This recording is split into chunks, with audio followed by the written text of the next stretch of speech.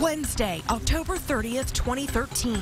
It's extremely torrential rainfall that has trained across the area and may have brought as much as 15 inches of rain. KXAN forecasts what would become one of the most powerful flooding events in Central Texas history. No, it's flooded all the way around. By nightfall, Austin Fire's 911 center began fielding the first of more than 660 emergency calls over the next day. It might be a long time before anybody gets there. Around 10 p.m., crews begin swift water rescues. We walked out, but barely. It was up to my chest. The dogs swam. Whatever you have to do with our dogs. Leave them. Multiple people might die on that street if you don't get out of their property. Just the start of a long, hectic night into the morning of October 31st. We're going to get there as quick as we can. Stay as high as you can. We're standing in the back of a pickup truck, and we're going to die if somebody doesn't come and get us. By 3 a.m., believing the rain had eased, managers cut back the number of 911 operators. But the water kept rising. And 911 calls hit their peak soon after that as staffing at the call center was still scaled down. Extra dispatchers eventually arrived hours later at 7 in the morning. And we spoke to people who say they called 911 and had to wait getting a recorded message. KXAN investigator Robert Maxwell joins us live from Onion Creek, the area hardest hit. Robert, a lot of people wondering now if the city's call center is actually prepared for an emergency like this. And that's what we wanted to find out. Remember the toll here. 5 people lost their lives in Austin Travis County. And while some streets in this area have shown signs of recovery, others like this one are pretty much dead, except for the wind through the trees here. Take a look at this home here, long since abandoned. You may wonder, like we were, did a 911 call come from this house? Well, we listened to scores of 911 calls routed through the Austin Fire Department, handling the majority of water rescues. In the recordings you're about to hear, the operators answering those calls admit they were overwhelmed. So are you outside now and you're walking? No, we're inside the house still. Austin 911, do you need police, fire, or EMS? Hundreds of calls poured into 911. We're trying to get a boat down there. If you can walk to safety, I recommend you do that. Okay. Quickly overtaking the Austin Fire Department call takers who were on duty at the peak of the flooding. We're just overwhelmed right now. We're trying to get to everybody, okay? Adding to their stress, the panic in some callers' voices. Ma'am, how high is the water in your house? Oh my God! Oh my God! It's to my front door! Ma'am? Hello, ma'am? It's still light again! Can you swim? Yes, I can swim! It's to my door! I want to drive! No, I don't want to! Ma'am, you're not going to die. Fire department records show between 11 p.m. October 30th through noon the next day, call takers fielded 533 calls from trapped or frightened homeowners. An average October Wednesday overnight, the fire department might get a tenth that. The fence was already down. One of those callers was Sophia Loera. It didn't feel like the water was stopping. It felt like it just kept going up. She considered herself one of the lucky ones to get through to 911, but it would take several tries dialing. And how many people are in your house so I can tell them? 2 people, 2 dogs. Loera is an Austin police officer, but that morning was just another homeowner desperate for a way out with no idea how high the water would get. I didn't know when we were going to be helped. The call taker could only tell Loera, like so many others, to get to higher ground. So at that point, we decided to go ahead and try to tread through the water. Many who remained trapped by the water had to wait for help from 911. Call takers transferred at least 250 callers to a recording. You have reached the Austin Fire Department. Some listened to that message over and over without getting immediate help. Please hold for the next available call taker. For a long minute or two. Do not hang up. One caller waited as long as 10 minutes. Ma'am, I need to get to the fire department. Yes? Stay on the line, please. To the fire department. You have reached the Austin Fire Department. Do not hang up. You really need his help. He'd be dead by now.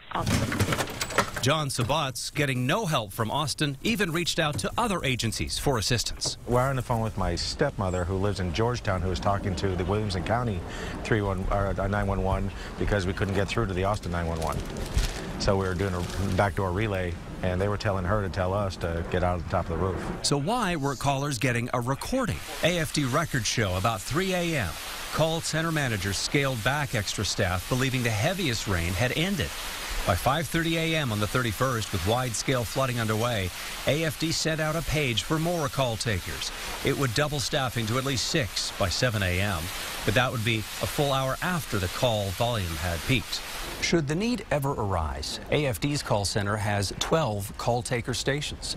So the morning of the floods, with 6 call takers and 3 dispatchers working, there were a few empty seats. All the while, flooded homeowners had to wait on hold, hoping the floodwaters wouldn't get any higher. Somebody has got to answer the phone. If you're going into a queue, listening to a recording saying don't hang up, you're not going to be a happy citizen. Mike Levy with the city's Public Safety Commission says 911 response times are a growing concern in Austin, and not just during a major disaster. The city has other priorities. Public safety, the human condition, human life is not on that list. And for 911 callers, whose safety was the priority the morning Onion Creek flooded. It's already, to our back porch to the top. Like, you can't see the tires on our car or anything. Waiting on hold and then being told they'd have to wait for rescue. There's no path around your house that you can walk to a higher ground. No, it's flooded all the way around. Was the last thing many wanted to hear. Okay. Be aware, we have rescues going around all over the city. It's going to be it might be a long time before anybody gets there. Okay. Now, we asked 911 call taker Commander Julie O'Brien whether call takers at the 911 call center are taught to stay on the line with callers in crisis situations. She told us, in general circumstances, under a normal day, the short answer is yes. Well, what about the really busy times like the flood we had last year? What happens to that massive amount of callers being transferred sometimes to, like we saw, a recording? Right. We saw some of this and heard some of this when we listened to the 911 recordings we got. What's supposed to happen is that callers are supposed to be transferred as soon as possible, of course, to the AFD. But what's happened to the call taker station? The call taker has given safety information to the caller. Get to higher ground was something we heard quite a bit. And then she's also at the same time typing in a message right to AFD, so they'll have an address to go to. It's called computer-aided dispatch. That is what's supposed to happen, Robert and Shannon. But certainly we'll find out when the city's own report comes out in a few weeks whether that protocol was followed. We're live in Onion Creek. Robert Maxwell, KXAN, investigates. Really important story, Robert. Thanks. Well, when we asked Austin emergency officials about their standard protocol for staying on the line, they declined talking about it, citing security reasons. The city manager's office has also told several others we contacted not to give any interviews until the city's after-action report comes out. That's later next month. Didn't feel like the water was stopping. It felt like it just kept going up. We are underwater. Ma'am, you need to calm down. Exactly 3 months after the deadly Austin floods, we're waiting to hear how our highly trained first responders performed. A citywide report is due out in just a few weeks, but we discovered cracks already apparent in the system. A 911 call center under stress, from a sky-high turnover rate to competition for call-taking staff from outside agencies. KXAN investigator Robert Maxwell is here with more. The water is already up into the yard, and it may be too late to get out.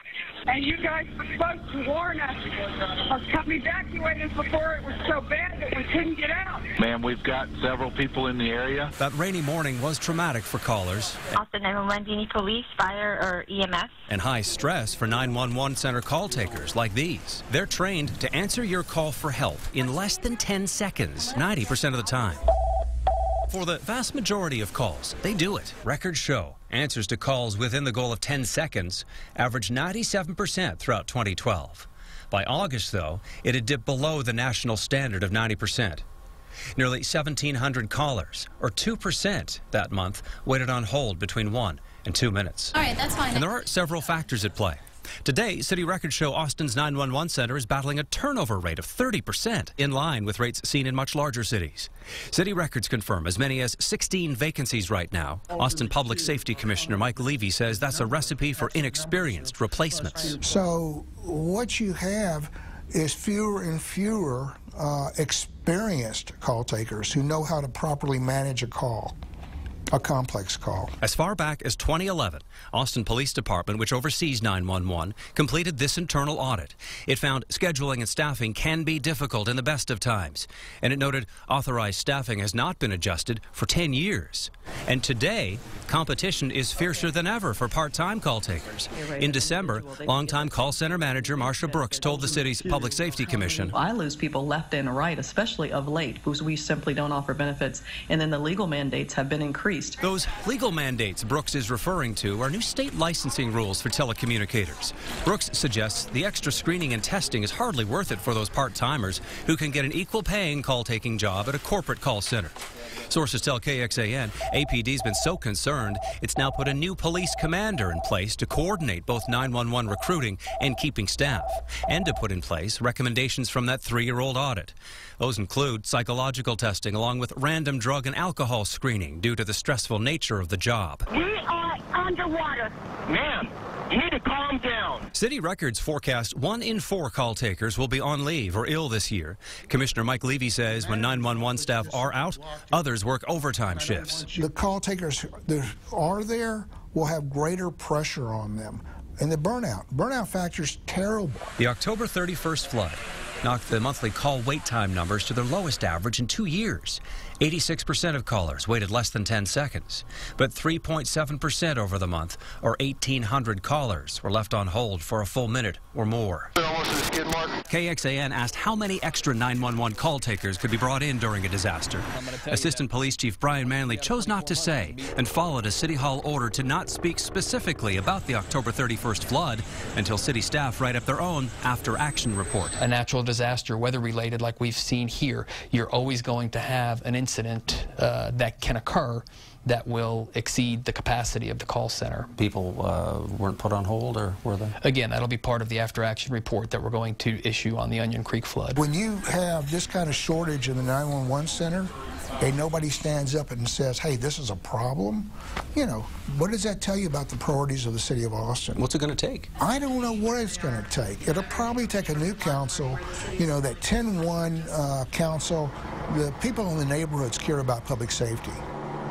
And that 2011 audit we referred to in the story also brings up the size of the existing call center. It's big, and a backup call center exists as part of the city's overall emergency plan. But the main site was only built to handle 2010 call volume of about 800,000 annually. Given our fast population growth, the annual number of 911 calls in Austin might hit the 1 million mark later this year. But police say there's no need to expand the call center just yet. However, they won't speculate into 2015. I'm Robert Maxwell, KXAN Investigates. Austin's emergency response to a major disaster. Ma'am, we've got several people in the area. We've got over 100 people trapped in that neighborhood. An ongoing KXAN investigation reveals where 911 funding fell for police before the city's deadly flood. And whether it was during that tragic night or any normal day, the 911 call center has been under some strain and starving for more money to hire some new frontline staff. Your safety in emergencies mixed up in a political fight between city leaders for 2 years. Austin 911, do you need police, fire, or EMS? Showing us the sprawling 911 center she oversees, Austin Police Commander Julie O'Brien is concerned a dozen positions remain unfilled. What's the biggest challenge week to week when you come down here that you see? Well, staffing is with making sure that you have the people that you need to cover the hours where you expect to see call load increase. Those call load increases, call center managers say they're commonplace. Whether it's the daily rush hour on icy roadways, a brush fire where multiple people call 911, or October's Onion Creek flood. That morning, during the most critical 3 hours, more than half of the 1,100-plus emergency calls were put on hold, longer than the 10-second goal. More than 130 callers listened to a recording for more than a minute. Please hold for the next available call taker. Do not hang up. Even without October's record-breaking rainstorm, records show Austin's 911 response problem is getting serious. During the summer of 2012, nearly 5,700 calls were put on hold. Last year, it shot up to more than 20,000. You had last year 20,000 callers on hold for a period of time. Who's responsible for that? Well, that's certainly not a good thing to have 20,000 callers on hold, but I will draw attention to the fact that there are hundreds of thousands of other phone calls where it was answered in under 10 seconds. We're not satisfied with those kinds of numbers, and it's something you always try and work with. KXAN found who was responsible, obtaining this internal email revealing a cost-cutting plan, a staffing initiative last year aimed at lowering the 911 answer rate or service level in order to be more fiscally responsible. That means fewer people answering calls and extended 911 hold times. Commander O'Brien says she can only advocate her staff's needs to her bosses at Austin Police. We did have requests from communications for call takers and for dispatchers. The prioritization did not include placing the communications personnel at the top of the list. As far as priorities go, the approved city budget cut $70,000 from emergency communications. So why is Austin 911, a frontline life-saving division, not getting the money it needs to keep up with the growing city? The answer, it appears, resides here at Austin City Hall. The only city council member to speak about it says last year she doesn't recall any real budget talk on 911. Certainly, that would be something that our police chief and our assistant city managers and our city manager would have prioritized during the budget process. Turns out they didn't, instead focusing on hiring new forensic technicians to reduce case backlogs. Is it not time to put some more money back into 911, given that things are shifting so dramatically over there? We are taking a very close look at our communications center this year, as we have in past years. We actually have added personnel in the management structure to our communications division here in the past couple of months. They're undergoing a evaluation of the staffing levels along with the operations from top to bottom.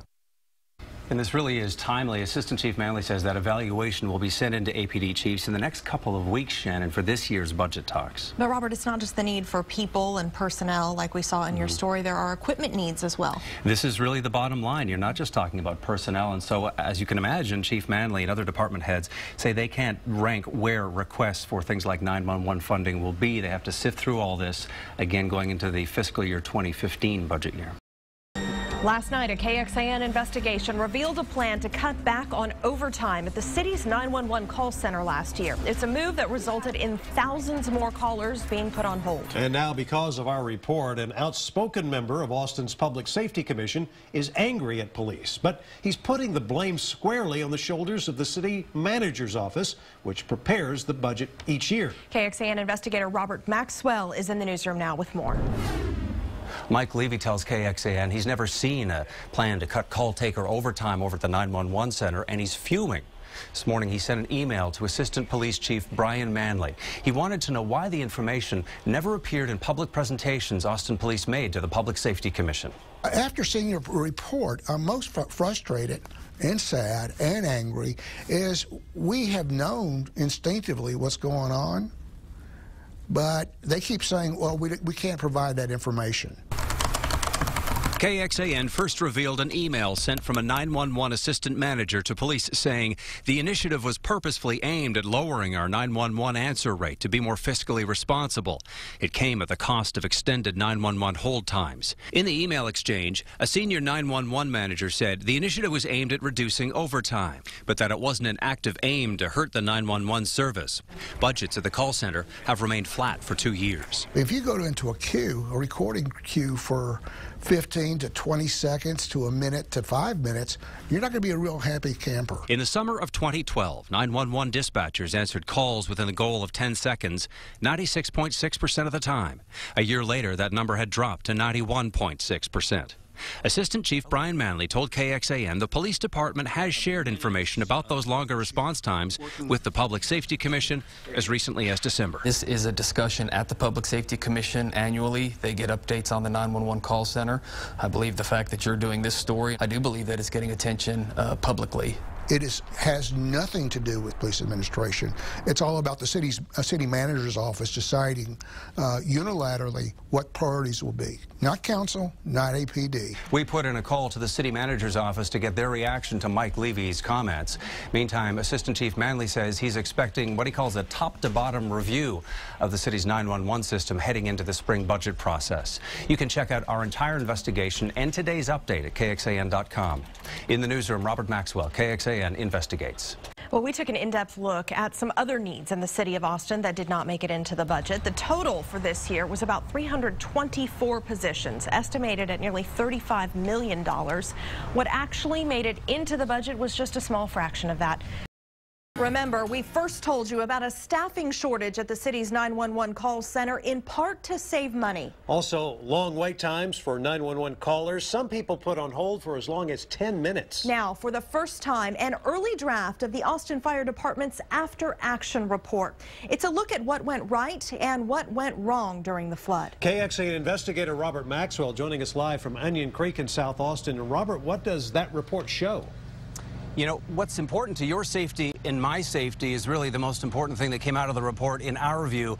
This report shows there's no formal process for Austin Fire Department to independently, on its own, activate the Emergency Operations Center. The EOC, as it's known, is that basically a room full of people that coordinates any major emergency response. Case in point, in the report, they show that the first signs of flooding up in central Austin happened at about 10 on October 30th.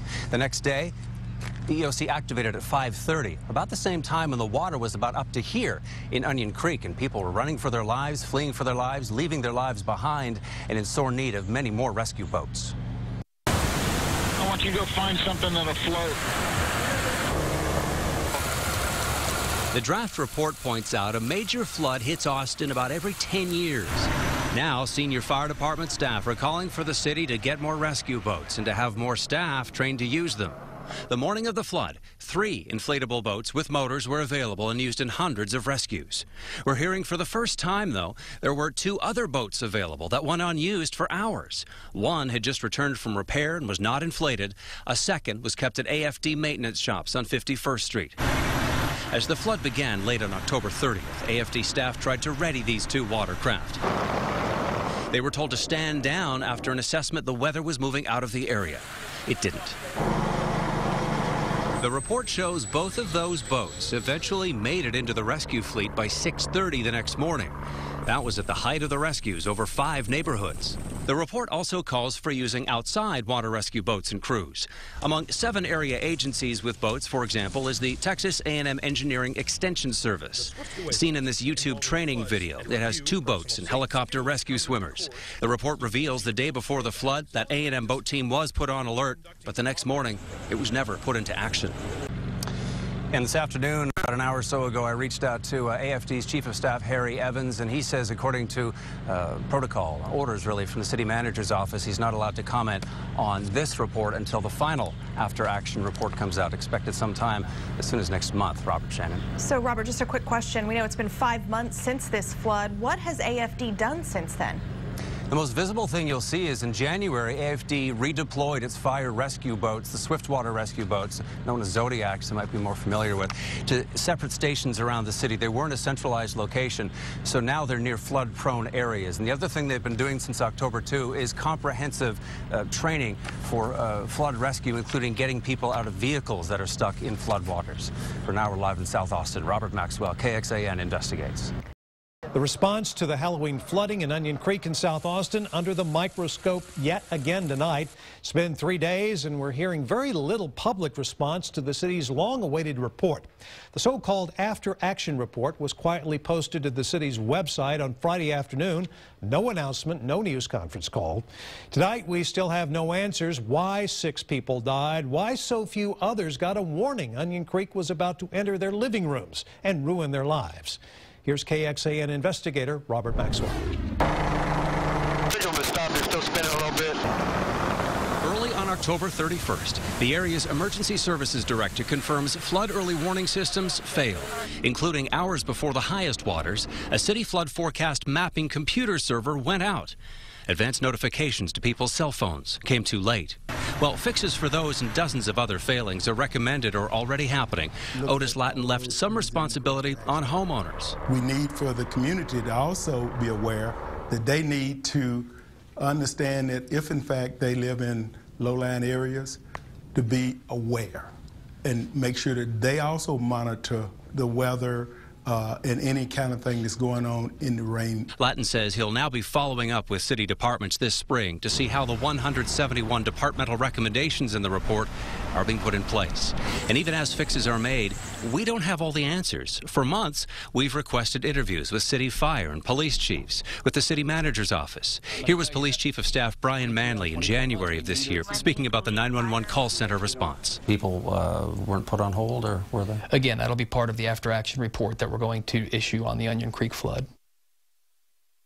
Heard a lot of that. It was a bit like a mantra. Now, last month, we were able to show you a leaked draft report that found of 577 callers that morning. More than half were, in fact, put on hold. The final report, though, makes no mention of that. The main report.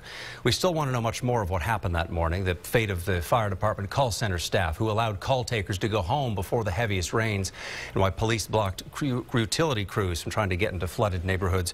As well, Robert, why APD's new helicopter was unable to take part in rescues, and why some rescue boats weren't able to get to where the 911 calls were coming from that morning. It's not the first time Austin's police chief has apologized for the city's response to the Onion Creek floods in October. 4 people died, hundreds were left homeless, but only KXAN can tell you this is the first time in several years that Chief Art Acevedo is talking about taking a fresh look now at the failings of the 911 call center.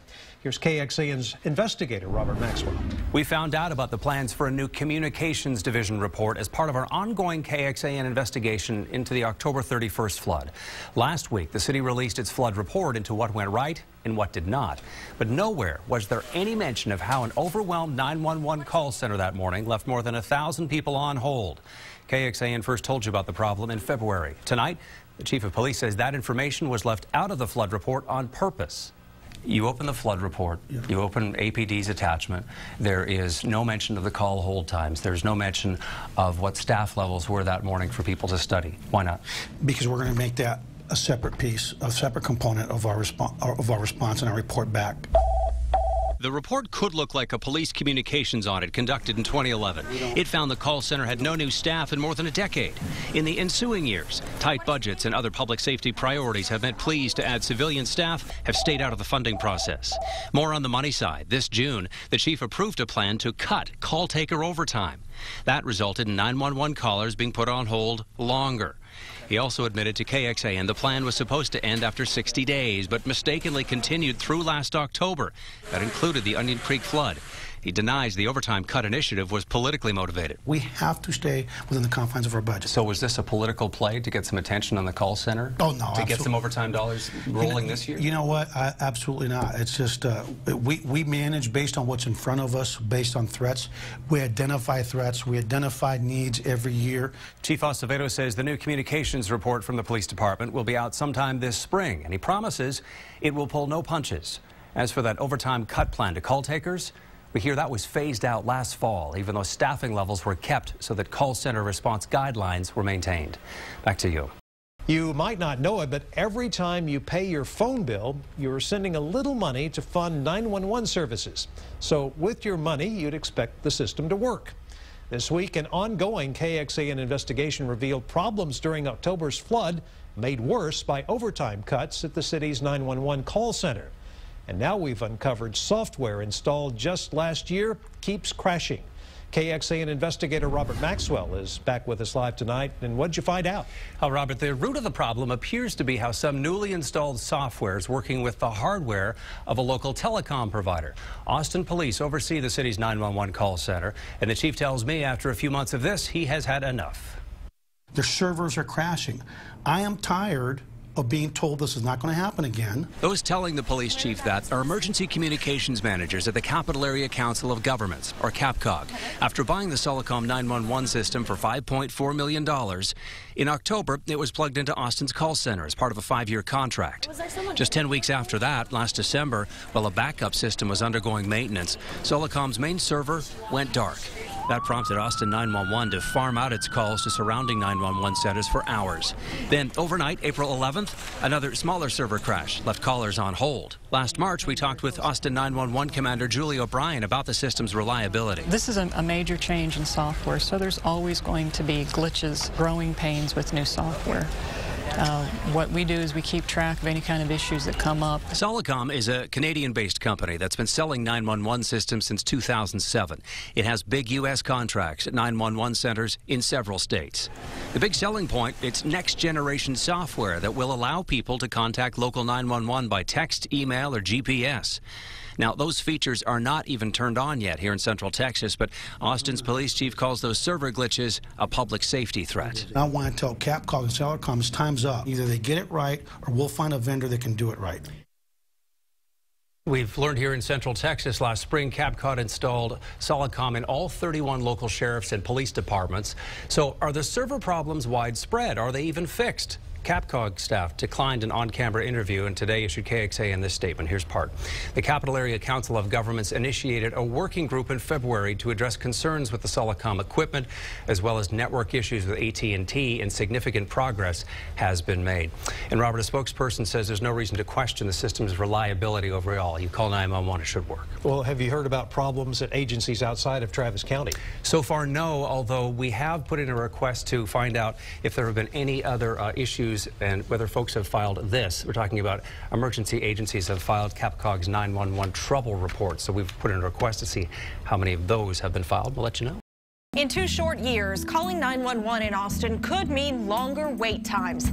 A staffing crisis is the term used in a new draft report obtained by KXAN. It calls for a new hiring spree, and soon. In an ongoing investigation, KXAN had already uncovered a pilot program aimed at reducing 911 overtime by cutting staff went on longer than it should have.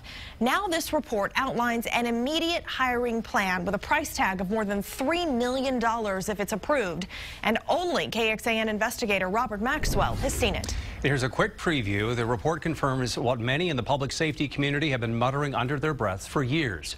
You can't run a good 911 service if you're not hiring and training and keeping up with the city's growth. The Austin report points to practices like mandatory overtime at the 911 center. Call takers there are forced to stay after their shifts to make up for staff shortages. They're also being held back to cover for those calling in sick or taking extended medical leave. This year, paying for overtime and temporary 911 workers is costing you, the taxpayer, nearly $1 million. One public safety commissioner says the staff crisis is also problematic for the number of callers who are being put on hold, something the numbers show is happening more now than just a few years ago. This is a major problem, and the manager staff has chosen to do nothing about it, and it's only gotten worse. And, you know, this is one of the most critical functions in the city of Austin if you care about public safety. Now, KXAN confirmed the 911 draft report is sitting on the police chief's desk.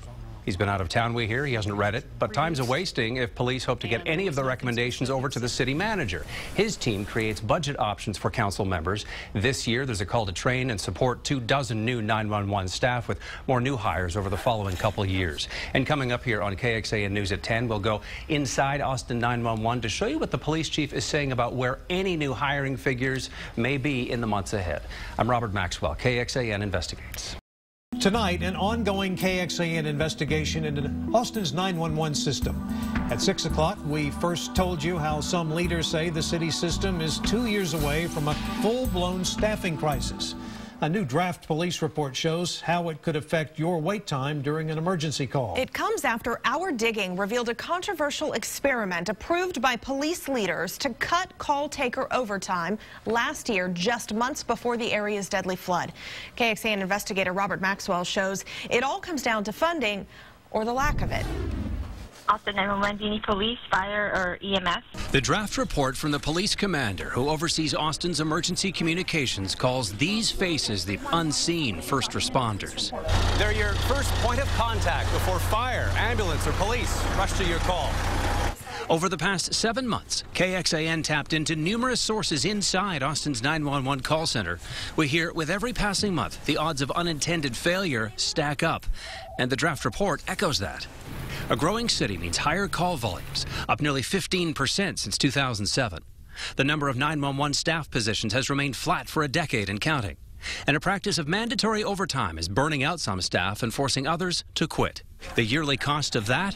One version of the report shows bringing on new 911 operators now totals more than $100,000 for background checks, state licensing, training, and support.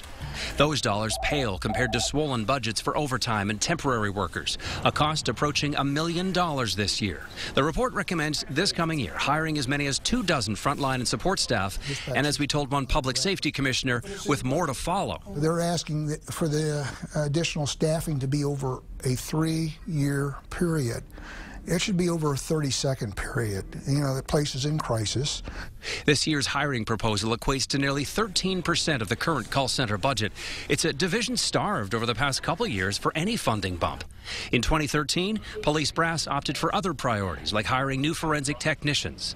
Last month, the chief told us, I always want everything to be taken care of, but think about what's going on in our community. It's a balance. There isn't an empty pot of money. A police spokesperson says Art Acevedo has been traveling and has yet to read the draft 911 report, lessening the chance the city manager will include those recommendations in this year's budget.